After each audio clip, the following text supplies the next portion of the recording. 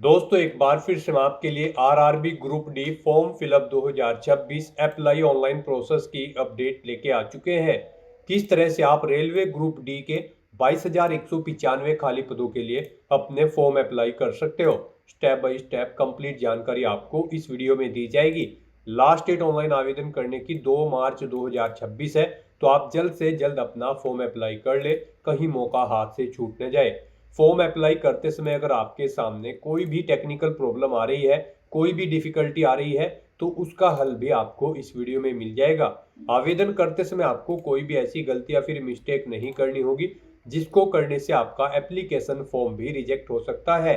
Form apply करते समय आप अपना डिजी लॉकर अकाउंट कैसे वेरीफाई करोगे, किस तरह से आपको अपना आधार पैन वेरिफिकेशन करना होगा, कैसे आपको अपनी पोस्ट प्रेफरेंस देनी होगी, सेलेक्ट आपको किस प्रकार से अपने जोन करने होंगे, कैसे आपको अपना लाइव फोटो कैप्चर करना होगा, डॉक्यूमेंट सिग्नेचर फोटोग्राफ कैसे और कितने केबी में आप अपलोड करोगे, फीस पेमेंट करते हुए किस प्रकार से रजिस्ट्रेशन से लेकर प्रिंट तक अपना फॉर्म अप्लाई करोगे। पूरी जानकारी के लिए आपको ये वीडियो शुरू से लेके एंड तक बिना स्किप किए हुए देखनी होगी। इस वीडियो को पूरा देखने पर ही आपके सभी सवाल और डाउट क्लियर होंगे। तो चलिए दोस्तों, बिना कोई वक्त गंवाए शुरू करते हैं RRB group D form fill up की पूरी जानकारी। फॉर्म भरने से पहले आपको सबसे पहले हमारी वेबसाइट आईएनडी सरकारी नौकरी के इस पेज पर विजिट करना होगा, जिसका लिंक आपको नीचे description plus first comment box में मिल जाएगा। और हमारे इस पेज पर विजिट करके आप यहां से आरआरबी ग्रुप डी का फॉर्म अप्लाई कर सकते हो। रेलवे रिक्रूटमेंट बोर्ड भारतीय रेलवे आरआरबी की ओर से ग्रुप डी का नोटिफिकेशन रिलीज कर दिया गया था। 22,195 वैकेंसीज निकली हुई है। 9/2025 का ये एडवर्टाइजमेंट नंबर है। लास्ट डेट ऑनलाइन आवेदन करने की 2 मार्च 2026 है। दोस्तों इस वीडियो में आगे बढ़े उससे पहले आज हम बात करने वाले हैं आरआरबी ग्रुप डी की बेस्ट बुक्स के बारे में, जो कि ओपुलेंट ग्रो की है। यहाँ पर आपको 11 बुक्स का पूरा कंप्लीट सेट प्रोवाइड कराया जा रहा है। इन बुक्स के पूरे सेट हिंदी और इंग्लिश दोनों लैंग्वेजेस में अवेलेबल है। साथ ही आपको 60 डे प्लानर भी प्रोवाइड कराया जा रहा है। इसमें आपको बताया जाएगा कि आपको क्या, कब और कैसे पढ़ना है, डेली टाइम टेबल के अकॉर्डिंग। पेपर सोल्विंग स्ट्रेटेजी भी आपको यहाँ पर प्रोवाइड कराई जा रही है। पेपर सोल्व करने का सही तरीका आपको इसमें बताया जाएगा। साथ ही आपको सभी प्रीवियस ईयर क्वेश्चंस का निचोड़ और subject wide most important topics यहाँ पर कवर कराए जा रहे हैं। साथ ही साथ आपको यहाँ पर इनके प्राइवेट टेलीग्राम ग्रुप की एक्सेस भी आपको दी जा रही है, जिसमें आप एक्सपर्ट से गाइडेंस ले सकते हैं आरआरबी ग्रुप डी एग्जाम के रिगार्डिंग। आपको इन बुक्स का सेट पूरा 299 रुपए में प्रोवाइड कराया जा रहा है। लेकिन अगर आप हमारा कूपन कोड ज्ञान25 यूज करते हैं तो फिर यहाँ पर आपको 25% का डिस्काउंट मिल जाएगा। इन बुक्स के सेट को परचेज करने के लिए लिंक आपको इस वीडियो के डिस्क्रिप्शन बॉक्स में प्लस फर्स्ट कमेंट बॉक्स में मिल जाएगा, जिस पर क्लिक करके आपके सामने यहाँ पर इनकी वेबसाइट ओपन हो जाएगी। अब आपको गेट इंस्टेंट एक्सेस ₹299 के इस ऑप्शन पर क्लिक करना है। फिर यहाँ पर आपको ऑप्शन सिलेक्ट करना है, आप हिंदी में इन सेट्स को परचेज करना चाहते हैं या फिर इंग्लिश में। और उसके बाद फिर यहाँ पर आप गेट इंस्टेंट एक्सेस के इस ऑप्शन पर क्लिक करें। फिर यहाँ पर आपको अपना नाम, ईमेल एड्रेस, मोबाइल नंबर और कूपन कोड एंटर करके अप्लाई करना है। और उसके बाद पे ₹225 के ऑप्शन पर क्लिक करना है। फिर आपके सामने ये QR कोड शो होगा। अब आपको इसे अपने UPI से स्कैन करके अपना पेमेंट कर देना है। अब यहाँ पर आप इन 11 बुक्स की PDF को डाउनलोड कर सकते हो। डाउनलोड के इन ऑप्शन पर क्लिक करके हमने भी इन बुक्स को चेकआउट किया है। ये आपके लिए हर हाल में बेस्ट है और अन्य से तो करें अपनी तैयारी को पक्का ओपुलेंट ग्रो की इन बुक्स के साथ। तो दोस्तों जैसा कि हम बात कर रहे थे आरआरबी ग्रुप डी की इस भर्ती के बारे में, 18,000 रुपये सैलरी है। 10वीं पास या ITI या फिर NSC सर्टिफिकेट से आप अप्लाई कर सकते हो। 18 से 33 वर्ष आयु सीमा है। 500 रुपये फीस है, इसमें 400 रिफंड कर दी जाएगी। SC/ST PWD फीमेल के लिए 250 है, जो कि टोटल रिफंड कर दी जाएगी। ऑनलाइन मोड से आप फीस पेमेंट करोगे। कंप्यूटर बेस्ड टेस्ट CBT के आधार पे सिलेक्शन होगा। ऑनलाइन आप ऑल इंडिया से अप्लाई कर सकते हो rrbapply.gov.in पोर्टल से। इंपोर्टेंट लिंक सेक्शन के अंतर्गत ऑफिशियल नोटिफिकेशन PDF लिंक पर क्लिक करके आप इसकी PDF डाउनलोड कर सकते हो। इसमें आपको कंप्लीट डिटेल देखने को मिल जाएगी, जैसे कि सबसे पहले आवेदन करने की डेट, उसके बाद में सैलरी, एज लिमिट, वैकेंसीज की इंफॉर्मेशन। साथ ही साथ यहाँ पर आपको क्वालिफिकेशन की डिटेल इसमें देखने को मिल जाएगी। एज लिमिट, एज रिलैक्सेशन की इंफॉर्मेशन आपको यहाँ पर दी गई है। किस कैटेगरी के लिए कितनी आयु सीमा में छूट दी जा रही है। एप्लीकेशन फीस की जानकारी, सिलेक्शन क्राइटेरिया, इसमें आपका examination pattern, syllabus, examination centre की भी कंप्लीट लिस्ट आपको दिखा दी गई है। फॉर्म अप्लाई करते समय आपको किस प्रकार से अपना लाइव फोटो कैप्चर करना होगा, कैसे आपको अपना अकाउंट क्रिएट करना होगा, वेरिफिकेशन आपको कैसे करना होगा, डॉक्यूमेंट सिग्नेचर फोटोग्राफ कैसे और कितने केबी में आपको अपलोड करने होंगे, पूरी गाइडलाइंस आपको इस पीडीएफ में यहाँ पर देखने को मिल जाएगी। और साथ ही साथ इस पीडीएफ को स्क्रॉल डाउन करते हुए आप इसमें वैकेंसीज की भी कंप्लीट जानकारी चेकआउट कर सकते हो। जैसे कि वैकेंसीज की इंफॉर्मेशन आपको इसमें दी गई है, क्या आपकी जोन वाइज वैकेंसीज रहेगी, क्या पोस्ट वाइज वैकेंसीज है, कैटेगरी वाइज आपकी वैकेंसीज की पूरी डिटेल यहाँ पर देखने को मिल जाएगी अलग अलग जोन के लिए। तो फॉर्म अप्लाई करने से पहले आपको ये ऑफिशियल नोटिफिकेशन की पीडीएफ पूरा पढ़ना अनिवार्य है। इसको पूरा पढ़ने से ही आपके सभी सवाल और डाउट क्लियर होंगे। पीडीएफ रीड आउट करने के बाद में आपको अप्लाई ऑनलाइन के इस लिंक पर क्लिक करना होगा, तो आपके सामने ऑनलाइन आवेदन करने का ये ऑफिशियल पोर्टल ओपन हो जाएगा। गाइस, यहाँ पर अगर आपने पहले से इस वेबसाइट पर अपना रजिस्ट्रेशन कर रखा है तो आपको यहाँ पर लॉगिन की टैब दी गई है। इस वेबसाइट के टॉप पर ही आप इस पर क्लिक करें। आपके सामने यहाँ पर कुछ इस तरह से इंटरफेस तो होगा। अब आप यहाँ पर लॉगिन विद आधार या फिर लॉगिन विद आरआरबी अकाउंट, इनमें से किसी भी ऑप्शन का यूज करते हुए लॉगिन करके अपना फॉर्म अप्लाई कर सकते हो। और गाइज, अगर आप इस वेबसाइट के थ्रू किसी भी भर्ती के लिए फर्स्ट टाइम अप्लाई करने जा रहे हो तो सबसे पहले यहाँ पर आपको अपना रजिस्ट्रेशन करना होगा। उसके लिए आपको यहीं पर क्रिएट एन अकाउंट का ये लिंक दिया गया है, आप इस पर क्लिक करके अपना अकाउंट क्रिएट कर सकते हैं। या फिर आप यहाँ पर वेबसाइट पर स्टार्टिंग में आए थे, यहीं पर ही आपको टॉप पर लॉगिन की लिंक के पास ही क्रिएट एन अकाउंट की टैब दी गई है। आपको इस पर क्लिक करना है और अपना अकाउंट क्रिएट कर लेना है। जैसे ही आप क्रिएट एन अकाउंट ऑप्शन पर क्लिक करेंगे, आपके सामने ये पॉपअप शो होगा। यहाँ पर आपसे कहा गया है, अगर आपने 2024 या 25 में अपना रजिस्ट्रेशन कर रखा है तो यहाँ पर अब आपको रजिस्ट्रेशन करने की जरूरत नहीं है। उसी लॉगिन आईडी पासवर्ड का यूज करते हुए आप यहाँ पर लॉगिन करके अपना फॉर्म अप्लाई कर सकते हो। और अगर आपने नहीं कर रखा है रजिस्ट्रेशन तो आपको यहाँ पर ओके के इस ऑप्शन पर क्लिक करना है और यहाँ पर आपको अपनी बेसिक इन्फॉर्मेशन प्रोवाइड कराते हुए अपना रजिस्ट्रेशन करना है। सबसे पहले यहाँ पर आपको अपनी नेशनलिटी सिलेक्ट कर लेनी है। उसके बाद आपको अपनी पर्सनल इन्फॉर्मेशन देनी है। यहाँ पर आपको अपना फुल नेम एंटर करना है अपनी 10वीं की मार्कशीट के अकॉर्डिंग। फिर आपको अपना नाम यहाँ पर रिटाइप कर देना है। फिर आपसे पूछा गया है कि क्या आपने कभी अपना नाम चेंज किया है। अगर किया है तो आप यस करेंगे, I understand and I agree के ऑप्शन पर क्लिक करेंगे और फिर वो चेंज नेम यहाँ पर आप देंगे।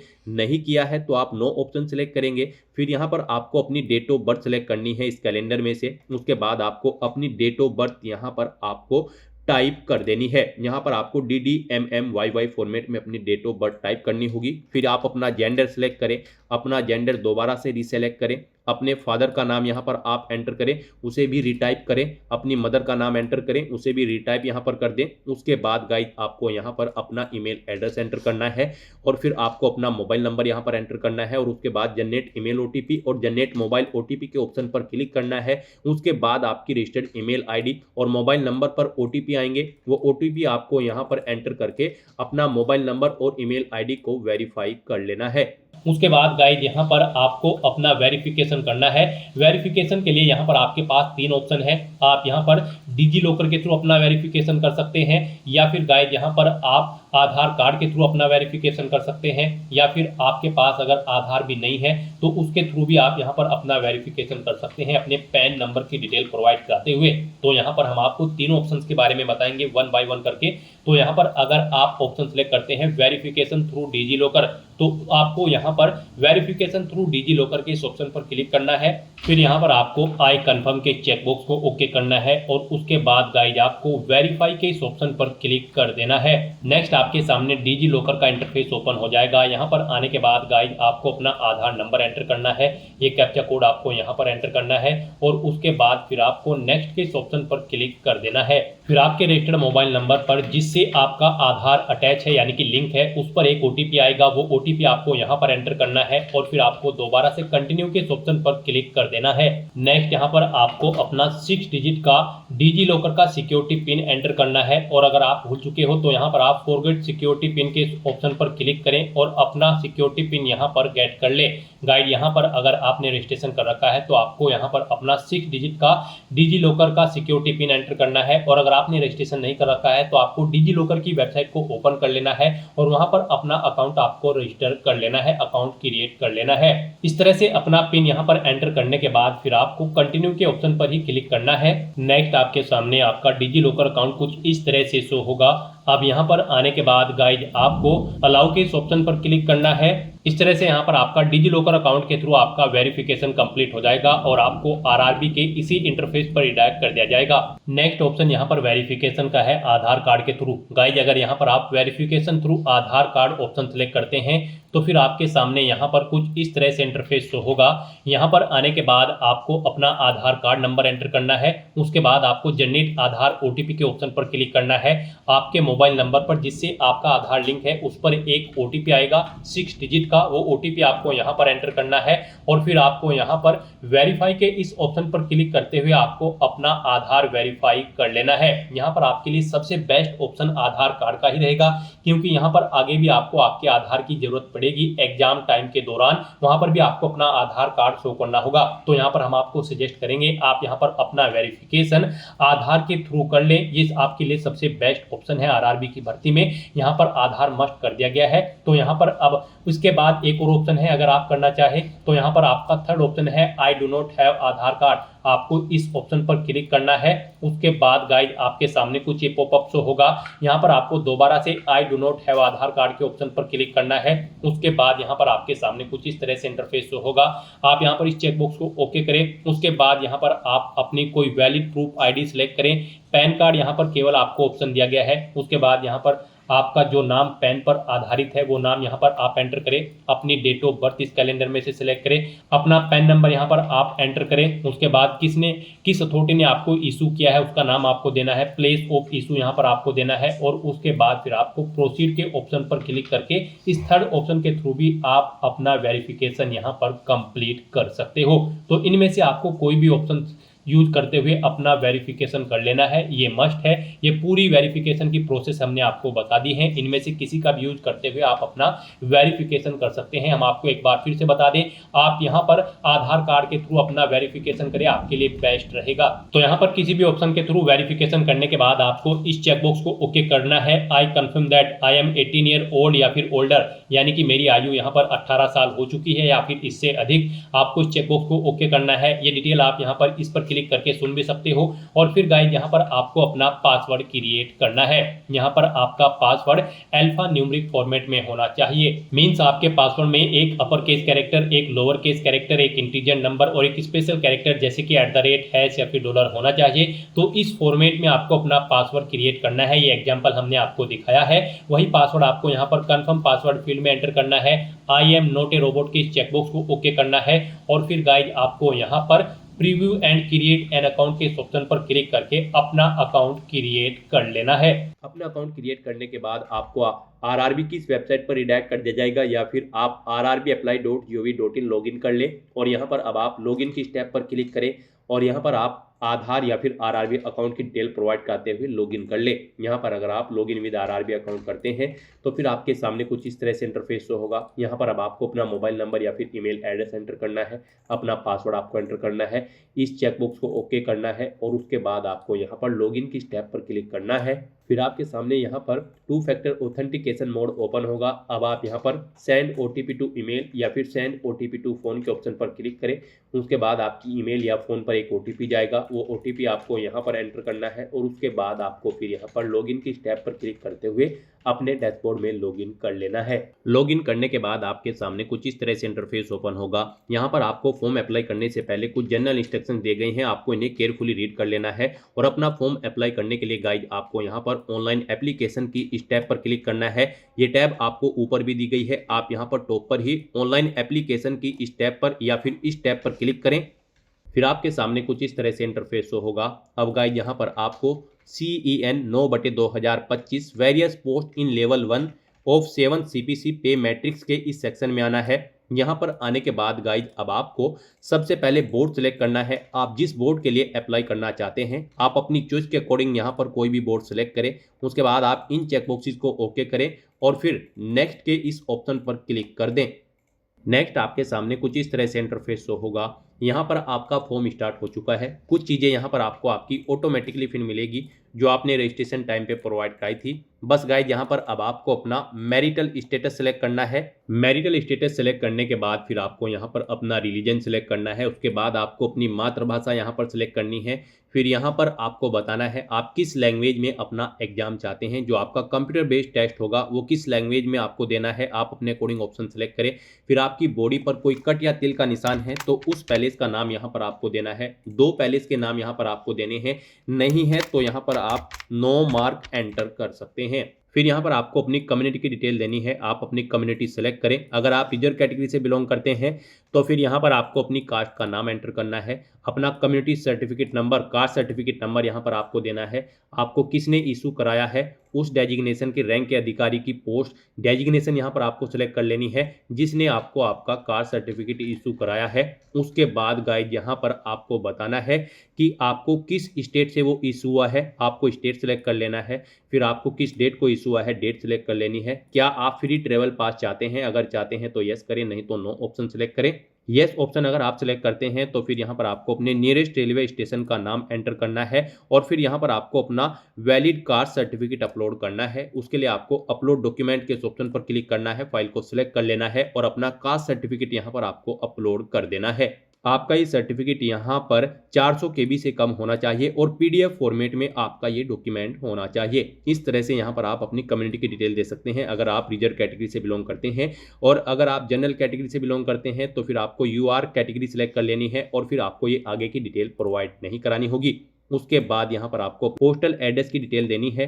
यहाँ पर आपको अपना प्रेजेंट एड्रेस एंटर करना है। आप अपना प्रेजेंट एड्रेस यहाँ पर एंटर करें। उसके बाद यहाँ पर आपको अपना परमानेंट एड्रेस एंटर करना है और अगर आपका परमानेंट एड्रेस आपके प्रेजेंट एड्रेस के अकॉर्डिंग सेम है तो यहाँ पर आप इस चेकबुक को ओके कर दे, टिक की permanent address is same as present address. Automatically आपका परमानेंट एड्रेस आपके प्रेजेंट एड्रेस के अकॉर्डिंग यहाँ पर फिल हो जाएगा। इस तरह से अपनी सभी डिटेल्स प्रोवाइड करने के बाद गाइज फिर आपको यहाँ पर सेव के इस ऑप्शन पर क्लिक करके अपनी सभी डिटेल्स सेव कर देनी है और उसके बाद आपको नेक्स्ट के इस ऑप्शन पर क्लिक करना है। फिर आपके सामने कुछ इस तरह से इंटरफेस ओपन होगा। अब यहाँ पर आपको अपनी कुछ और डिटेल्स प्रोवाइड करनी है। यहाँ पर आपसे पूछा गया है कि क्या आप EX सर्विसमैन हैं, अगर हैं तो आप यस ऑप्शन सेलेक्ट करें और फिर बताएं आप आर्मी, नेवी या एयरफोर्स किस में सर्विस करते थे। अपनी रैंक दें, अपनी डेट ऑफ एंट्री दें। अगर अभी भी आप जॉब कर रहे हैं तो बताएं, नहीं कर रहे हैं तो नो ऑप्शन सेलेक्ट करें। फिर यहाँ पर आपकी इन डेट्स के अकॉर्डिंग आपकी सर्विस की लेंथ कैलकुलेट करके आपको शो कर दी जाएगी इस एंट्री डेट के अकॉर्डिंग। और अगर आप ये एक सर्विसमैन नहीं है तो आप सिंपली यहाँ पर नो ऑप्शन सेलेक्ट करेंगे, फिर कोई डिटेल आपको नहीं देनी है। उसके बाद आपसे पूछा गया है कि क्या आप PWBD कैंडिडेट हैं, अगर हैं तो आप यस ऑप्शन सेलेक्ट करेंगे।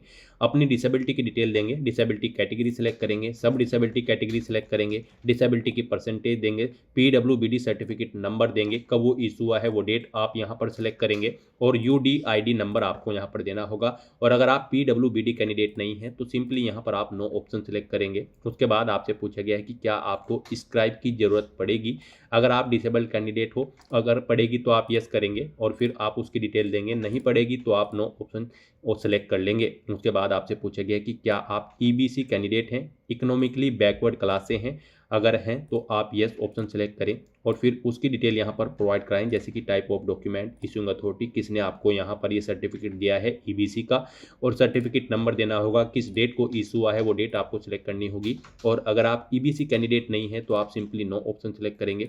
उसके बाद आपसे पूछा गया है कि क्या आप रेलवे में सर्विस करते हैं, अगर करते हैं तो यस करें, अपना HRMS नंबर यहाँ पर एंटर करें और फिर आपने क्या NOC ले ली है कंट्रोलिंग ऑफिसर से, यस या नो अपने अकॉर्डिंग ऑप्शन सेलेक्ट करें, अपनी कैटेगरी सेलेक्ट करें, place of working they, zone select करें जिस जोन में आप कार्यरत हैं। और अगर आप कार्यरत नहीं है इंडियन रेलवे में तो आपको सिंपली नो ऑप्शन सेलेक्ट कर लेना है। उसके बाद आपको बतानी है कि क्या आप करंट में कहीं पर एम्प्लॉय हैं किसी डिपार्टमेंट में, सेंट्रल गवर्नमेंट के या फिर स्टेट के या फिर पब्लिक सेक्टर में, अगर हैं तो आप ऑप्शन सेलेक्ट करें और उसकी डिटेल यहाँ पर आप प्रोवाइड कराएं, जैसे कि ऑर्गेनाइजेशन का नाम, कब से कब तक आपने यहाँ पर जॉब की है। नहीं है अगर आप कार्यरत किसी भी सेक्टर में तो आपको नॉट एप्लीकेबल ऑप्शन सेलेक्ट करना है। उसके बाद यहाँ पर आपसे पूछा गया है कि क्या आपने यहाँ पर ACT अप्रेंटिस का कोर्स कंप्लीट कर रखा है, अगर कर रखा है तो आप यस करेंगे और फिर उसकी डिटेल यहाँ पर आप प्रोवाइड कराएंगे, जैसे कि किस ट्रेड में आपने कंप्लीट किया है, कब से कब तक आपने ट्रेनिंग ली है वो डेट आप सेलेक्ट करेंगे। इन डेट के अकॉर्डिंग आपकी ट्रेनिंग की टाइमिंग यहाँ पर शो कर दी जाएगी और क्या आपका रिजल्ट डिक्लेयर हो चुका है, यस या नो आप अपने अकॉर्डिंग ऑप्शन सेलेक्ट करेंगे।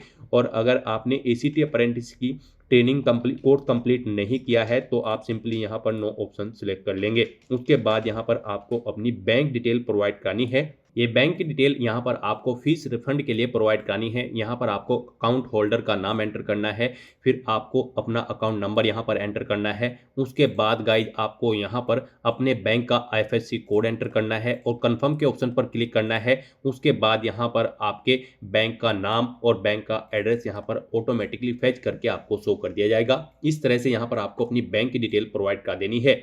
अपनी ये सभी डिटेल्स प्रोवाइड करने के बाद गाइज आपको फिर यहाँ पर सेव के इस ऑप्शन पर क्लिक करके अपनी इन सभी डिटेल्स को सेव कर देना है और उसके बाद फिर आपको नेक्स्ट के इस ऑप्शन पर क्लिक करना है। नेक्स्ट यहाँ पर आपको अपनी एजुकेशनल क्वालिफिकेशन की डिटेल प्रोवाइड करनी है। दोस्तों RRB ग्रुप डी की इस भर्ती में पार्टिसिपेट करने के लिए आपका कम से कम 10वीं क्लास पास आउट होना जरूरी है, या फिर आपका ITI पास आउट होना जरूरी है, या फिर आपके पास नेशनल अप्रेंटिसशिप सर्टिफिकेट होना चाहिए।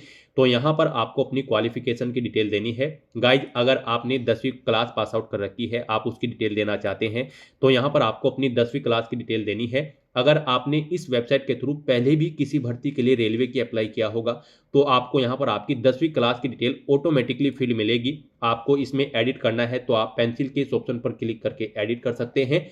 और अगर आप न्यू हैं तो आपको अपनी 10वीं क्लास की डिटेल देनी होगी। उसमें आपको यहाँ पर सबसे पहले अपना स्टेट सिलेक्ट करना है, फिर डिस्ट्रिक्ट सिलेक्ट करना है, बोर्ड का नाम देना है जिस बोर्ड से आपने अपनी 10वीं क्लास पास आउट की है। उसके बाद आपको पासिंग डेट इस ऑप्शन पर क्लिक करके सिलेक्ट कर लेनी है, कब आपने अपनी 10वीं क्लास पास आउट की है। अपना 10वीं का रोल नंबर आपको एंटर करना है, सर्टिफिकेट सीरियल नंबर यहाँ पर आपको एंटर करना है और फिर आपको यहाँ पर अपडेट या ऐड के इस ऑप्शन पर क्लिक करके अपनी 10वीं क्लास की डिटेल यहाँ पर प्रोवाइड कर देनी है। इस तरह से यहाँ पर आप अपनी 10वीं क्लास की डिटेल प्रोवाइड कर सकते हैं।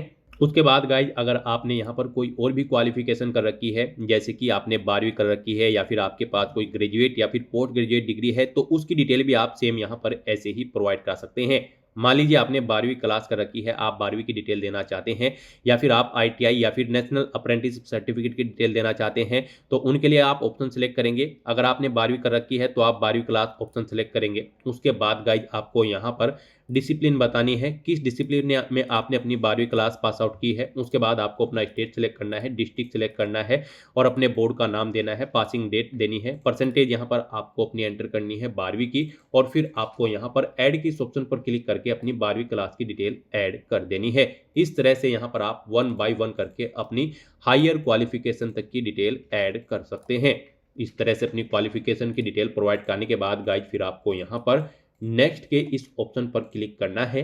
नेक्स्ट यहाँ पर आपको अपना फोटो और सिग्नेचर अपलोड करने हैं। यहाँ पर आपको फोटो कैप्चर करने के लिए 2 ऑप्शन दिए गए हैं। आप यहाँ पर डायरेक्टली कैप्चर लाइव इमेज के ऑप्शन पर क्लिक करें, अपने वेब कैमरा के थ्रू अपना लाइव फोटो कैप्चर कर लें। अपने वेब कैमरा से फोटो कैप्चर करते समय कैप्चर लाइव इमेज के ऑप्शन पर क्लिक करने के बाद आपके सामने ये पॉपअप शो होगा। आप हिंदी या फिर इंग्लिश ऑप्शन यूज करते हुए यहाँ पर इन इंस्ट्रक्शंस को हिंदी या इंग्लिश में रीड कर सकते हैं और अपना फोटो कैप्चर कर सकते हैं। तो यहाँ पर अब आपको अपना फोटो कैप्चर करने के लिए कैप्चर लाइव इमेज के इस ऑप्शन पर क्लिक करना है। फिर यहाँ पर आपसे पूछा गया है कि क्या आप जुड़वा भाई बहन हैं, अगर हैं तो यस करें, नहीं तो नो ऑप्शन सिलेक्ट करें और उसके बाद फिर आपको यहाँ पर कैप्चर लाइव इमेज के इस ऑप्शन पर क्लिक करना है। फिर आपके सामने ये पॉपअप शो होगा। अब आपको इस सर्कल में अपना फेस लाना है और अपनी आंखों को ब्लिंक करना है। यहाँ पर जब बिल्कुल प्रॉपर वे में आपका फेस आ जाएगा तो आपका ये जो सर्कल है ये ग्रीन कलर में आपको शो हो जाएगा। आपको यहाँ पर अपनी आंखों को ब्लिंक करते हुए अपना लाइव फोटो कैप्चर कर लेना है अपने वेब कैमरा के थ्रू। या फिर आप यहाँ पर capture live image from mobile के ऑप्शन पर क्लिक करें। आपके सामने यहाँ पर एक QR कोड शो होगा। इस QR कोड को आप अपने मोबाइल फोन से स्कैन करें। अपने मोबाइल फोन में आपने जो भी यहाँ पर QR कोड स्कैनर इंस्टॉल किया हुआ है उसके थ्रू आप इसे स्कैन करें। उसके बाद आपके मोबाइल फोन में आपको अपना RRB का अकाउंट लॉगिन करना होगा। अपने लॉगिन की डिटेल प्रोवाइड करते हुए आपको अपने डैशबोर्ड में लॉगिन कर लेना है और फिर वहां से आपको अपना फोटो लाइव कैप्चर करना है। फोटो कैप्चर करते समय आपको अपना फेस सर्कल में प्रॉपर वे में लाना है और अपनी आंखों को 2 या 3 बार ब्लिंक करना है। उसके बाद यहाँ पर आपका लाइव फोटो कैप्चर हो जाएगा आपके मोबाइल फोन से। यहाँ पर फोटो कैप्चर करते समय आपको कुछ जनरल इंस्ट्रक्शंस दिए गए हैं, आपको इन्हें रीड आउट कर लेना है। फोटो कैप्चर करते समय आपको सफेद कपड़े नहीं पहनने हैं और जिस स्थान पर आप अपना फोटो कैप्चर करेंगे वहां पर प्रॉपर वे में लाइट होनी चाहिए और प्लेन बैकग्राउंड उस स्थान का होना चाहिए और यहाँ पर आपको बिल्कुल सीधा कैमरे की तरफ देखना है और आपको यहाँ पर फोटो कैप्चर करते समय अपने सर पर कोई टोपी या फिर कैप नहीं पहननी है, ना आपको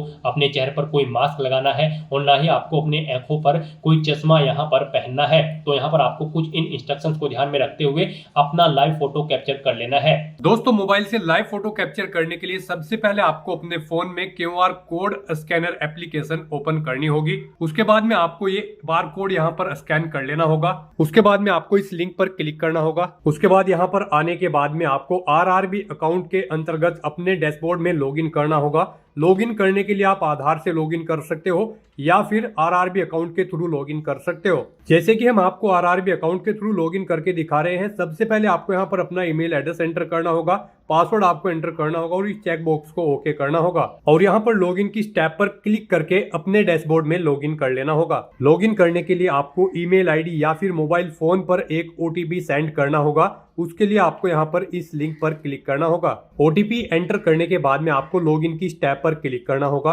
लॉगिन करने के बाद में आपके सामने कुछ इस तरह से इंटरफेस ओपन हो जाएगा। यहाँ पर आकर आपको इस पेज को स्क्रॉल डाउन करना होगा और यहाँ पर आप देख सकते हो capture live image. Live photo capture करने के लिए आपको इस टैब पर क्लिक करना होगा और अपना लाइव फोटो कैप्चर कर लेना होगा। फोटो कैप्चर करने के लिए आपको अपना फेस इस सर्कल के अंतर्गत लाना होगा और अपनी आंखों को यहाँ पर ब्लिंक करते हुए आपको अपना लाइव फोटो कैप्चर कर लेना है।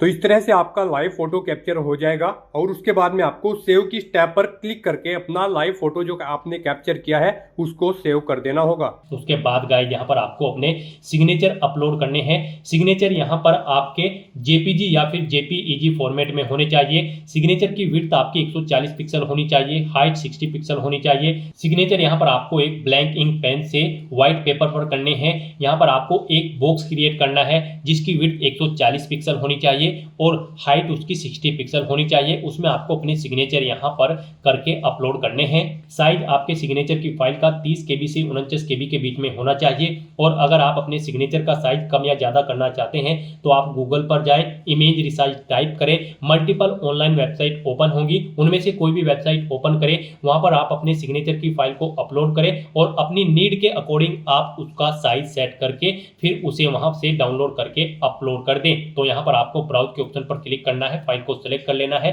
और अपने सिग्नेचर की फाइल को यहाँ पर अपलोड कर देना है। तो इस तरह से यहाँ पर आपका लाइव फोटो कैप्चर हो जाएगा और सिग्नेचर आपके अपलोड हो जाएंगे। उसके बाद आपको इस पेज को नीचे स्क्रॉल डाउन करना है और फिर गाइज आपको सेव के ऑप्शन पर क्लिक करके अपना फोटो सिग्नेचर यहाँ पर सेव कर देने हैं और उसके बाद फिर आपको नेक्स्ट के ऑप्शन पर क्लिक कर देना है। नेक्स्ट यहाँ पर आपको अपनी पोस्ट और जोन की प्रेफरेंस देनी है। पीछे आपने अब तक जो डिटेल प्रोवाइड कराई है आपको आपकी एलिजिबिलिटी के अकॉर्डिंग यहाँ पर पोस्ट और जोन देखने को मिल जाएंगे। यहाँ पर आप जिस पोस्ट और जिस जोन को जिस नंबर पर प्रेफरेंस देना चाहते हैं उसके सामने उसी नंबर पर प्लस के ऑप्शन पर क्लिक करेंगे, वो यहाँ पर इस सेकंड कॉलम में ऐड हो जाएगा। इस तरह से आपको 1 बाय 1 करके अपनी चॉइस के अकॉर्डिंग अपनी पोस्ट और जोन की प्रेफरेंस यहाँ पर ऐड कर देनी है।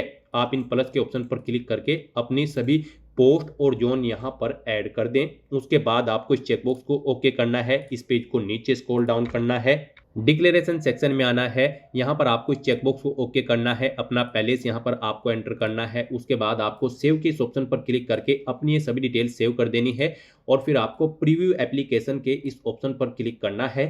फिर यहाँ पर आपको आपके एप्लीकेशन फॉर्म का पूरा प्रीव्यू शो कर दिया गया है। आपको सभी डिटेल्स केयरफुली चेकआउट करनी है, इसे नीचे स्क्रॉल डाउन करना है और आपको इस चेकबॉक्स को ओके करना है।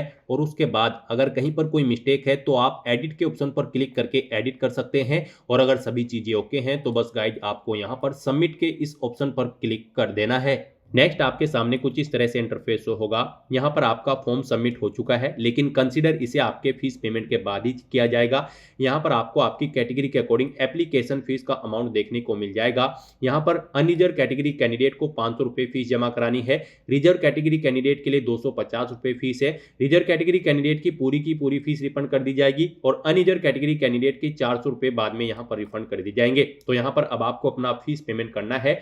उसके लिए गाइज आपको अब यहाँ पर पे विद SBI ई-पे के इस ऑप्शन पर क्लिक करना है। उसके बाद आपके सामने ये पॉपअप शो होगा। अब आपको इस चेकबॉक्स को ओके करना है और प्रोसीड के इस ऑप्शन पर क्लिक कर देना है। फिर आपके सामने फीस पेमेंट का ये इंटरफेस ओपन होगा। यहाँ पर आप debit card, credit card, prepaid card, net banking या फिर यूपीआई के माध्यम से अपना फीस पेमेंट कर सकते हो। यूपीआई यहाँ पर आपके लिए सबसे बेस्ट और इजी ऑप्शन है, तो आप यूपीआई के इस ऑप्शन पर क्लिक करें। यूपीआई में भी आपके पास दो ऑप्शन है, आप अपनी यूपीआई आईडी यहाँ पर एंटर करके अपना फीस पेमेंट कर सकते हैं या फिर आप क्यूआर कोड के थ्रू अपना फीस पेमेंट कर सकते हैं। तो यहाँ पर आप अपनी चॉइस के अकॉर्डिंग कोई भी ऑप्शन सिलेक्ट करें। मान लीजिए आप क्यूआर कोड के थ्रू फीस पेमेंट करना चाहते हैं, तो आप इस यूपीआई क्यूआर के इस ऑप्शन पर क्लिक करें और फिर गाइड आप यहाँ पर पे नाउ के इस ऑप्शन पर क्लिक कर दें। फिर आपके सामने ये क्यूआर कोड शो होगा, आप इसे अपने यूपीआई से स्कैन करें और अपना फीस पेमेंट कर दें। सक्सेसफुली फीस पेमेंट करते ही यहाँ पर आपके एप्लीकेशन फॉर्म की सभी टास्क कंप्लीट हो जाएगी। उसके बाद आपको आपके डैशबोर्ड में डायरेक्ट कर दिया जाएगा और वहाँ से आप अपने एप्लीकेशन फॉर्म का एक हार्ड कॉपी प्रिंट आउट ले सकते हैं फ्यूचर यूज के लिए, फ्यूचर रेफरेंस के लिए। तो दोस्तों ऐसे आप आरआरबी ग्रुप डी की इस भर्ती के लिए अपने फॉर्म अप्लाई कर सकते हो बिना कोई मिस्टेक किए हुए। आज की इस वीडियो में बस इतना ही। आई होप ये वीडियो आपको पसंद आई होगी। अगर पसंद आई हो तो इसे लाइक और शेयर करें। चैनल पर नए हो तो इसे सब्सक्राइब कर लें। Thanks for watching.